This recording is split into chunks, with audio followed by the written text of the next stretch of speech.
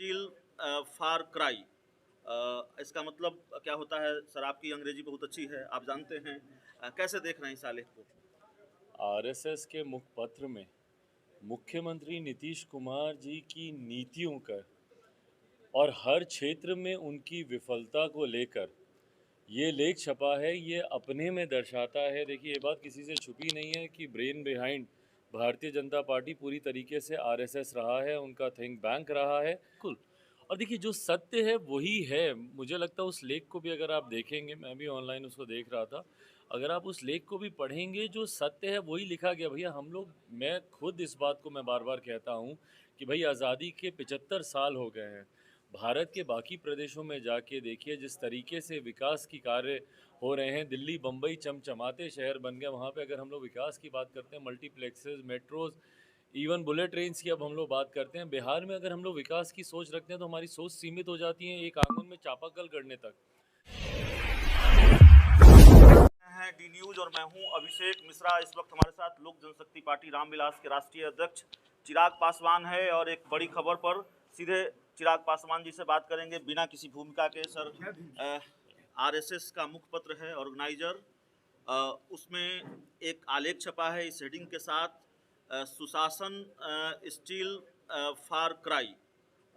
इसका मतलब क्या होता है? सर, आपकी अंग्रेजी बहुत अच्छी है, आप जानते हैं। कैसे देख रहे हैं इस आलेख को?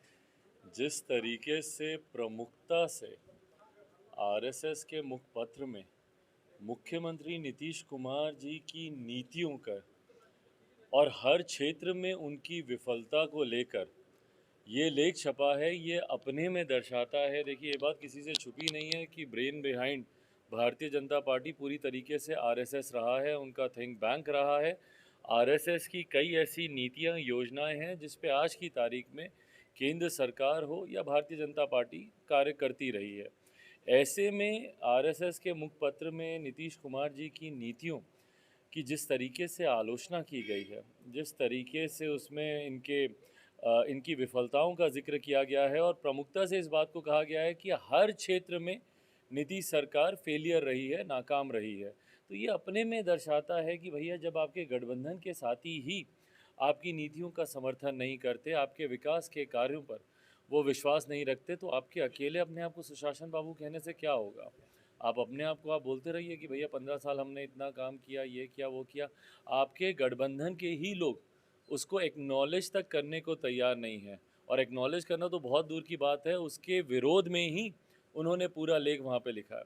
तो कहीं ना कहीं देखिए, बार बार मैं लंबे समय से इस बात को कहता रहा हूँ और ये सारी बातें उसी चीज़ का प्रमाण है कि गठबंधन में कम से कम सब कुछ ठीक तो नहीं है।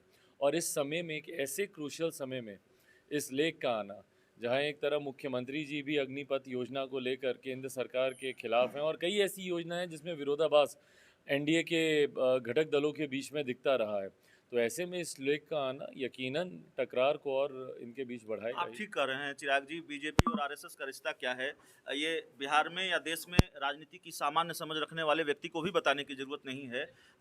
ऐसे में एक फिल्मी डायलॉग याद आता है, खुश तो बहुत होंगे आप। आपकी बात पर एक तरह से आरएसएस ने मुहर लगाई है, क्योंकि उस आलेख में जो हमारे पास जानकारी है, ये छपा है, ये लिखा गया है कि 17 वर्षों के नीतीश कुमार के शासन काल में बिहार में शिक्षा की स्थिति बिगड़ी है।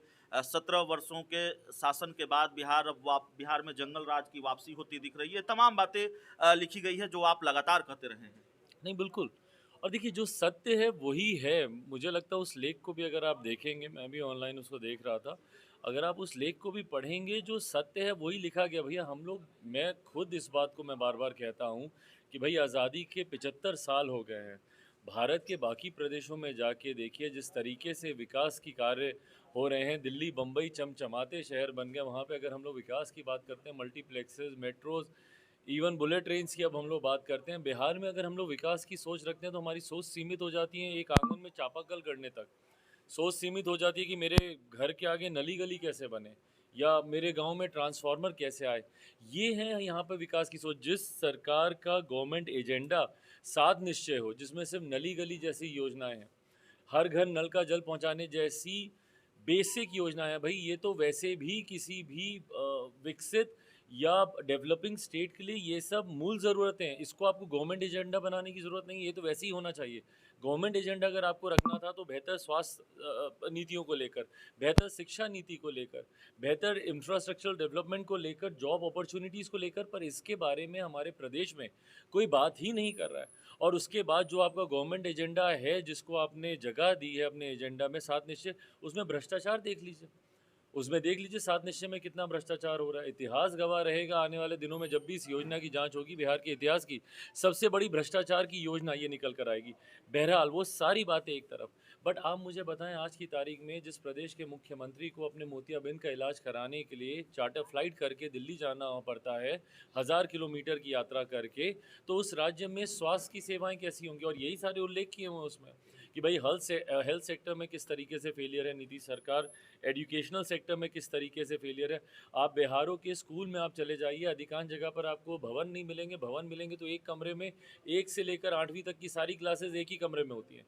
एक ही शिक्षक है जो कि 50 विषयों की पढ़ाई आपको वहाँ पे करा रहा है। शिक्षक जिस प्रदेश में सर मुंडवा कर प्रदर्शन करते हों, छात्र जिस प्रदेश में सड़क पर रहते हों, लाठियाँ खाते हों, तो उस प्रदेश की ये हकीकत है जो उसमें उस लेख में लिखी गई आखिरी है। सवाल है चिराग जी, इस आलेख का असर, इस आर्टिकल का जो इम्पैक्ट है वो क्या होगा जेडीयू बीजेपी के रिश्तों पर, बिहार में सरकार पर, एनडीए पर? देखिए मुझे नहीं पता क्या असर होगा नहीं होगा, पर इतना ज़रूर मैं बोलूँगा कि जनता की भावना को उस लेख में लिखा गया है, वो लेख सही लेख लिखा गया है। तो चलिए, जो लेख है वो सही है। लोक जनशक्ति पार्टी रामविलास के राष्ट्रीय अध्यक्ष चिराग पासवान जी से हम बात कर रहे थे, और एक आलेख आया है आरएसएस के मुखपत्र में, ये लेख छपा है, इसलिए ये बिहार की राजनीति में भूचाल ला देने वाला, बवाल ला देने वाला आलेख है। फिलहाल इस रिपोर्ट में, इस इंटरव्यू में